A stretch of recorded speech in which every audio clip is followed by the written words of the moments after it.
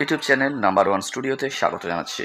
Breaking news, breaking news, breaking news. Diamond হারবারে লোকসভা কেন্দ্র অভিষেক বন্দ্যোপাধ্যায়ের বিপক্ষে সম্ভাব্য প্রার্থী বিজেপির কে হতে চলেছে সেটাই সবথেকে গুরুত্বপূর্ণ এই সময় পশ্চিমবঙ্গ রাজনীতিতে। এই ক্ষেত্রে সবথেকে এগিয়ে এসেছে যে সমস্ত নামগুলো, তার মধ্যে সম্ভাব্য প্রার্থী আরামবাগের শফিকুল ইসলাম। সমীক্ষা কি বলছে? অভিষেক বন্দ্যোপাধ্যায় পাল্লা ভারী, না শফিকুল ইসলামকে দাঁড় করিয়ে বিজেপি একটা চমক দিতে চাইছে? প্রথমেই আসছে অভিষেক বন্দ্যোপাধ্যায়ের কথা।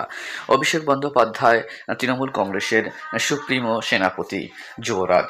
সেক্ষেত্রে তিনি অনেকটা এগিয়ে আছেন, কিন্তু কিন্তু অনেক সিনিয়র টিএমসির নেতারা কিন্তু অভিষেক বন্দ্যোপাধ্যায়কে মন থেকে গ্রহণ করতে পারেননি।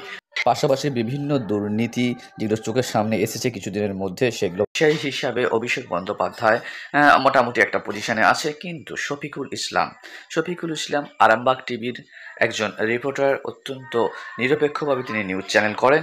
সেই হিসাবে তিনি আরামবাগের বাঘ বলা হয়ে থাকে। সেই হিসাবে শফিকুল ইসলামকে দাঁড় করিয়ে একটা তুরুপের তাস করতে চাইছে বিজেপি। পাশাপাশি খবর, আইএসএফ এর নওশাদ সিদ্দিকী হয়তো লোকসভা কেন্দ্রেই দাঁড়াতে চলেছে ডায়মন্ড হারবারে। সেক্ষেত্রে কিন্তু শফিকুল ইসলামের ক্ষেত্রে বেশ কিছু সুবিধা হতে চলেছে। এর আগে অভিষেক বন্দ্যোপাধ্যায় 2014 থেকে তিনি কিন্তু দুবার জিতেছেন লোকসভা কেন্দ্র ডায়মন্ড হারবার 2019-এর যদি ফলাফল বিচার করা হয়, প্রথমে ওখানে বিজেপির প্রার্থী ছিল নীলাঞ্জন রায়। 2019-এ নীলাঞ্জন রায় ওনাকে কিন্তু অভিষেক বন্দ্যোপাধ্যায় প্রায় 3,20,000 ভোটে কিন্তু পরাজিত করেছেন। সেই হিসাবে তিনি অনেকটা এগিয়ে। কিন্তু শফিকুল ইসলামের একটি সাক্ষাৎকারিতায় কিন্তু জানা গেছে তিনি কিন্তু সম্ভাব্য প্রার্থী হতে চলেছেন ডায়মন্ড হারবারে বিজেপির লোকসভা প্রার্থী।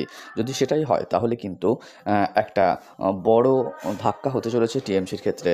ডায়মন্ড হারবারে সম্ভাব্য প্রার্থীর ঘোষণা হয়তো আজ বা কালকেই হয়ে যাবে। শফিকুল ইসলাম হলে বিজেপির পক্ষে ভালো না খারাপ সেটা আমরা অবশ্যই সেদিকে নজর থাকবে।